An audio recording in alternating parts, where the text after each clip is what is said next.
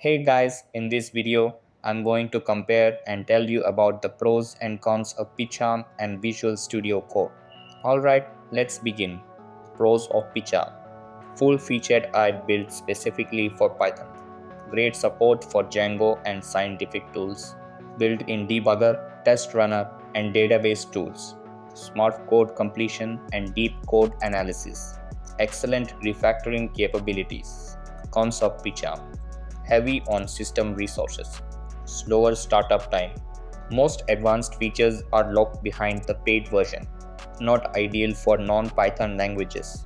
Pros of VS Code: lightweight and fast, highly customizable with extensions, supports many languages, not just Python. Great integration with Git and terminals, free and open source. Cons of VS Code: requires setup with extensions for full Python support. Debugger and IntelliSense not as deep as PyCharm's out of the box. Can feel less integrated compared to an all-in-one IDE. Performance can lag with too many extensions. So that's basically the main differences are between PyCharm and Visual Studio Code. And that's it for this video. If you found this helpful, consider subscribing and giving this a big thumbs up. Thanks.